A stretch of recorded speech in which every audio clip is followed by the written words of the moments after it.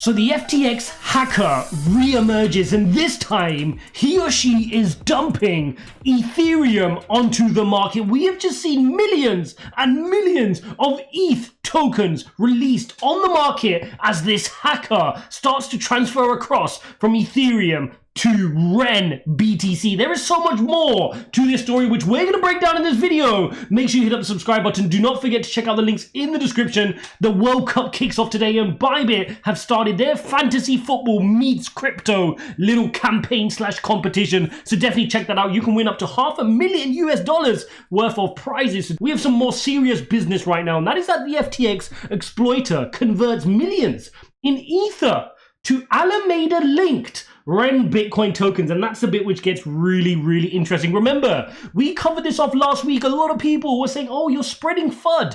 You're spreading FUD. There's nothing wrong with Ethereum. But you can go watch the video I posted. I said, guys, this is not good for Ethereum.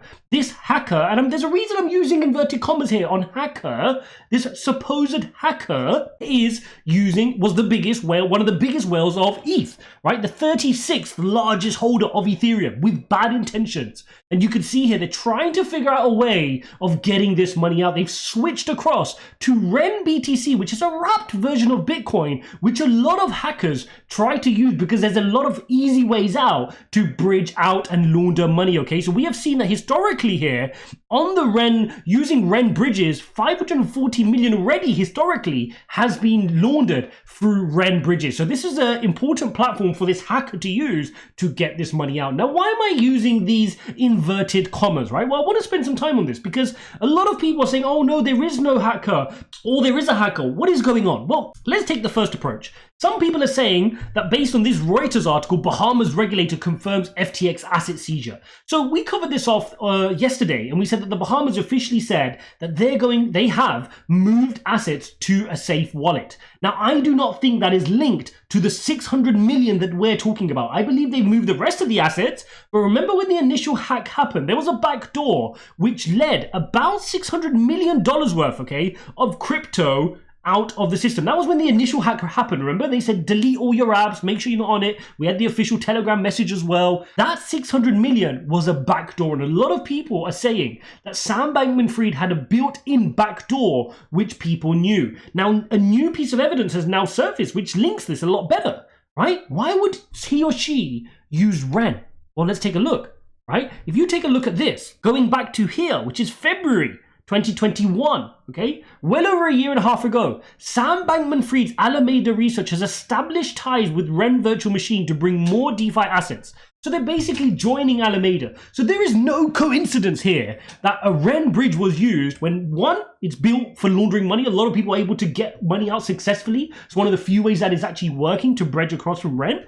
But two, this is something that Sam Bankman-Fried and the team were very au fait about. They knew how to use REN. In fact, they were joining the project over at Alameda Research, right? So this is not a coincidence. If you think it is, then, well, you need to look into it. So two things there. One, doesn't look like there's a hacker, right? There's definitely an inside job as far as I'm concerned. And two, you can see here that what the Bahamas SEC are talking about is, yes, they've seized funds, but the initial amount seems to have been hacked. And that's to the extent of about 600 million. Now, the extent of the transaction, you can see it here on the scan. We've seen an initial, I think it was first they started off with about 5,000 Ether, which they released, and then they did another, you can see here, 5,000 to a new wallet, and then another 35,000 Ether was then moved to the wallet over 3 separate transactions. So as far as we're concerned, they're doing stuff to dump this. And I mentioned in that video that ETH is at risk, and you can see Ethereum is now down 3.5% today. 3.5% today on an otherwise non-eventful day for Bitcoin, right? Bitcoin's down here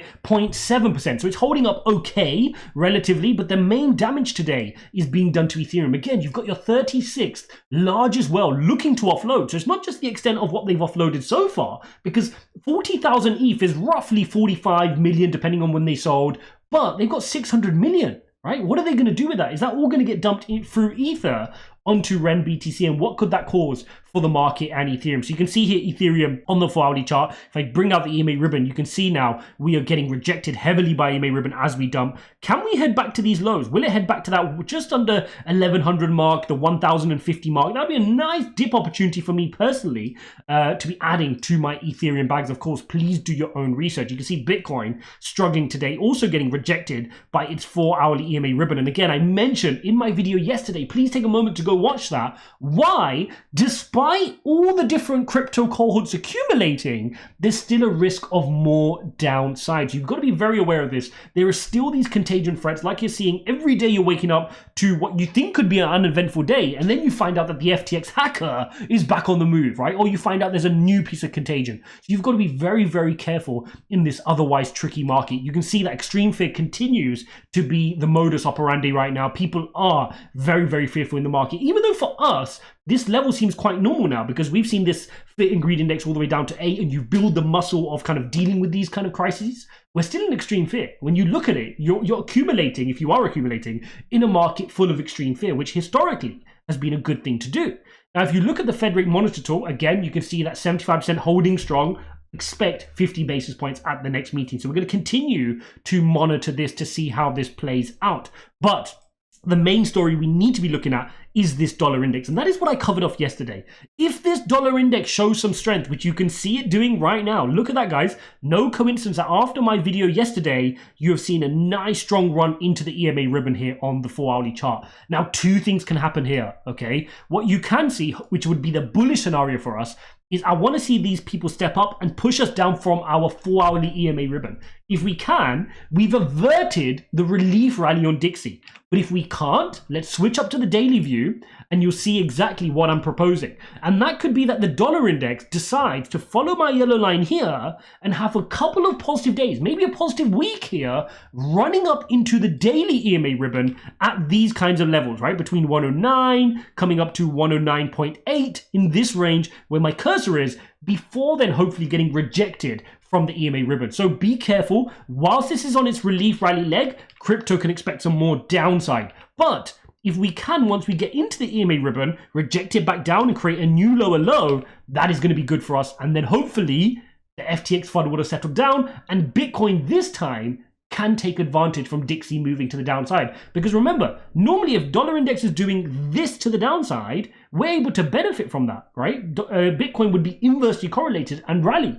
But we've not been able to. Equity markets have been able to.